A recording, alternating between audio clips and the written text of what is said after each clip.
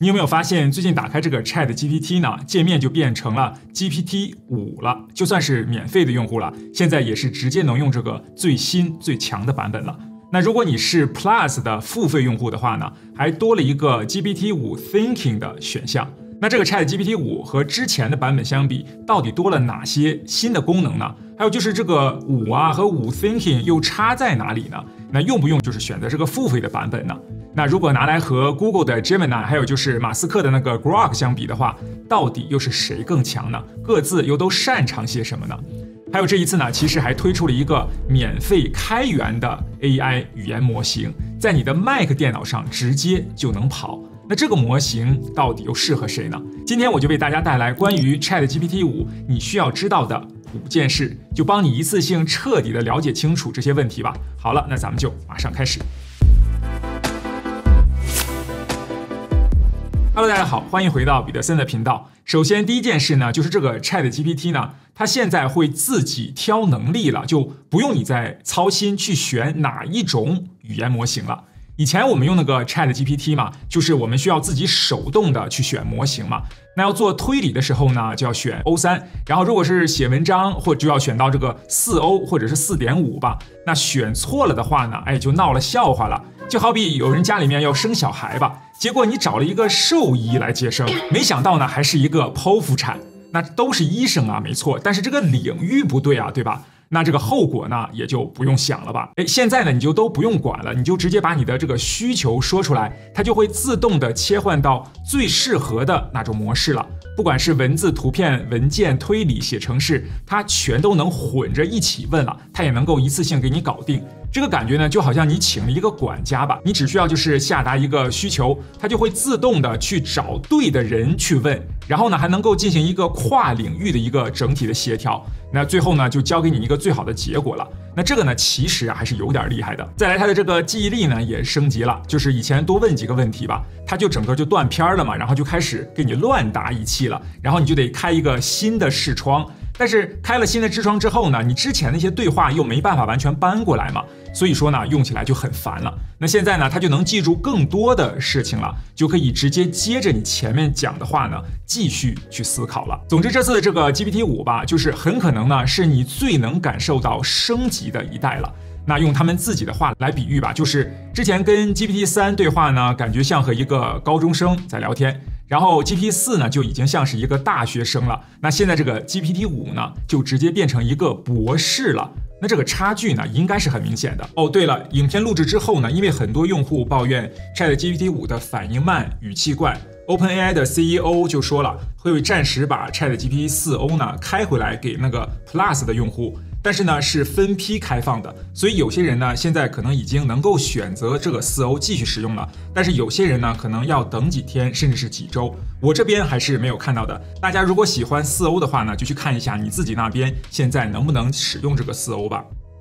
接下来我们来聊第二件事，也就是这个免费的版本、付费的 Plus 版本和付费的 Pro 版本之间到底会差多少呢？现在不管是免费还是付费的用户嘛，其实都已经默认都是 GPT-5 了。那到底之间又有什么区别呢？其实即便是免费版了，多数的日常的任务呢，它都是能够搞定的。而且现在呢，就是遇到比较复杂的问题的时候呢，这个系统呢还会自动的帮你开一次这个 Thinking 模式，就是帮你多想几个步骤，然后呢分析的更深入一点吧。只是呢，这个 Thinking 模式呢，免费的版本呢，一天呀就只能触发一次。而且呢，还不能够就是手动主动给它打开，需要等到这个系统判断你有需要的时候呢，才会自动的启动。另外，这个免费版本还有一个就是总的这个额度的限制吧，就是每5个小时呢就只能问10个问题，那超过了之后呢，就会被自动降级成这个 GPT-5 mini 了，那就需要等待时间重置之后呢，才能够再使用这个 GPT-5。那如果降级之后呢，其实一般的问题呢还是可以问了，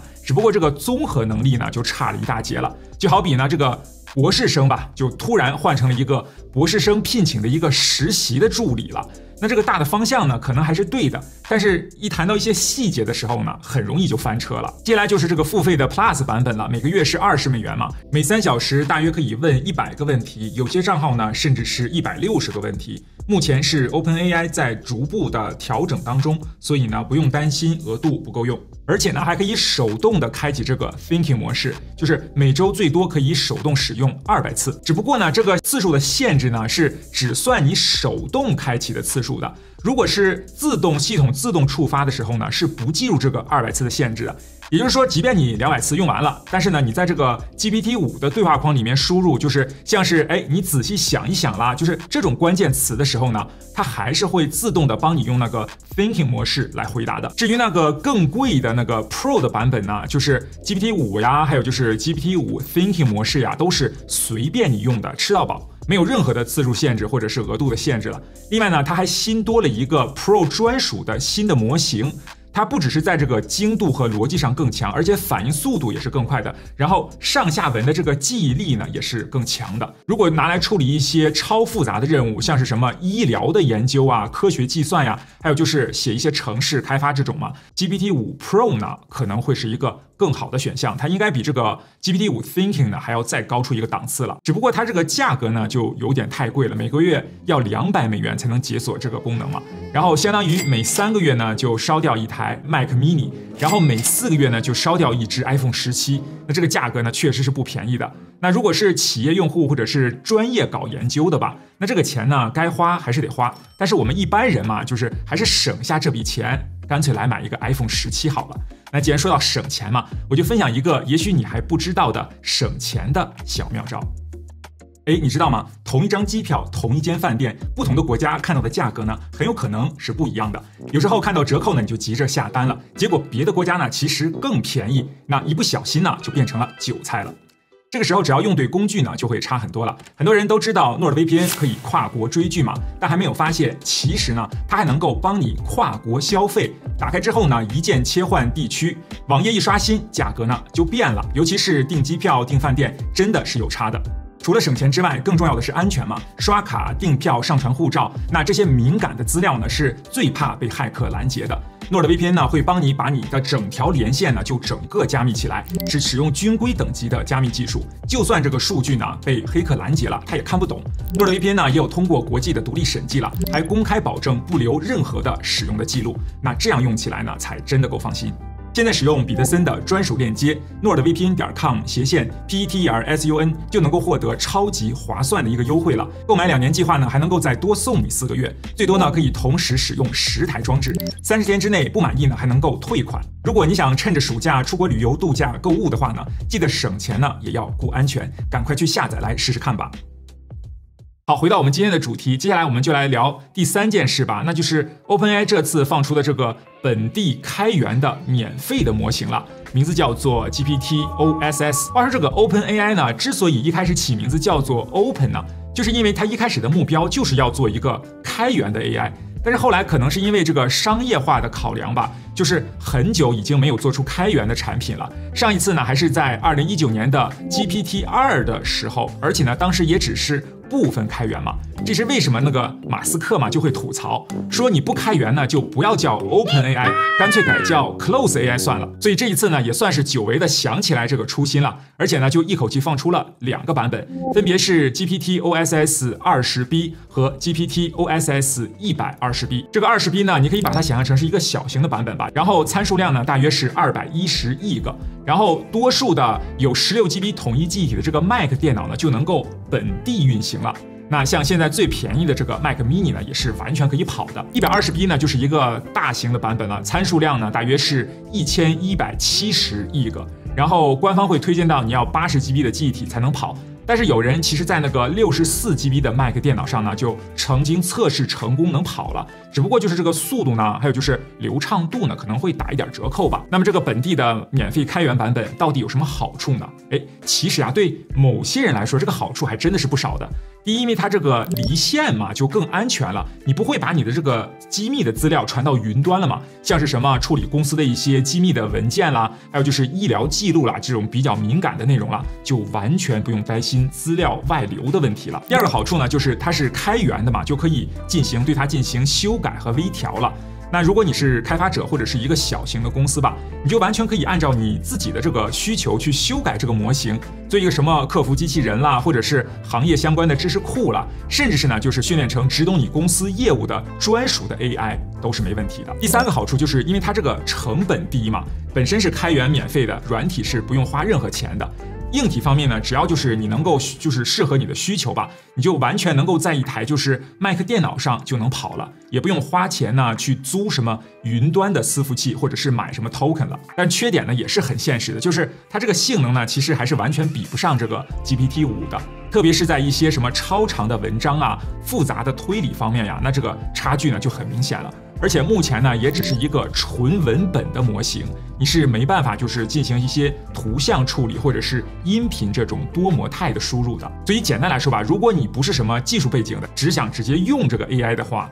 那我们还是老老实实的就用这个 GPT-5就好了。接下来第4件事呢，就有点意思了，那就是这个 GPT-5嘛，如果和 Google 最新的那个 Gemini 2.5 Pro， 还有就是马斯克的那个 Grok 4相比的话，究竟又会怎么样的？那 GPT-5呢，它在内容的创作上呢，到目前为止吧，还是最稳的。不管是写什么，就是脚本啦，改一些文案啦，或者呢，就是把一些比较零碎的资料吧，给你编成一篇比较可以用的文章了。那它呢，仍然是最流畅的。它的这个混合任务的能力呢，也是最强的，就是文字啊、什么图片啊、文件啊，你就一起给它丢，它都是能够一口气来处理的。Gemini 2.5 Pro 它这个逻辑推理的能力呢是特别强的，尤其是什么数学题呀、逻辑推理的运算呀，它都是比较擅长的。在学术报告呀，还有就是数据分析啊，它表现的也是更好的。在长文本的整理方面，它这个记忆量呢也是更大的，就可以同时处理更多的资讯嘛。而且在写程式和这个 debug 上呢，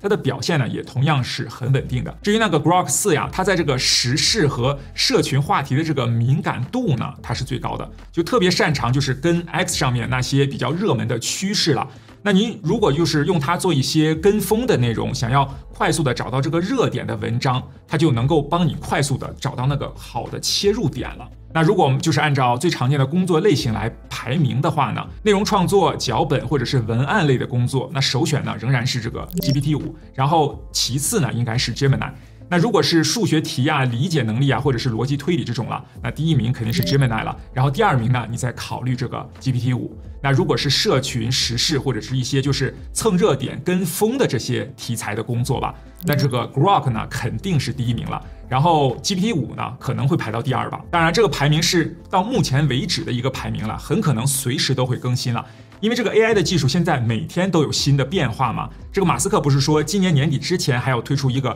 新版本的 AI 模型，然后对其他的 AI 进行降维打击嘛？但是以目前来看嘛，按照就是前面我们说的那些需求来选呢，基本上呢是不会踩雷的。第5件我们需要了解的是，就是前面我们说了这么多功能和差异吧，那对于我们普通人来说，到底应该怎么选呢？那我们先看你平常就是你使用的这个入口的习惯了，比如说吧，你用的是 iPhone、iPad、Mac 的苹果全家桶，那么现在这个 Apple Intelligence 已经和这个 GPT 打通了嘛，像是在 Siri 问问题呀，还有一些图片搜索呀，甚至是一些写作的工具嘛，它都能够直接调用这个 GPT-5了，你就不需要额外的切换一个 APP 了。而且苹果还会自动的处理隐私和资料的权限嘛，所以整体的体验呢，如果是苹果全家桶的话，用这个 ChatGPT 呢，应该是最顺的。那如果你本身是一个安卓手机的用户，然后也是一个 Google 的生态的深度的使用者，那这个 Gemini 呢，几乎是预设在所有的 Google 的服务里面了，像是什么 Google 搜寻啊、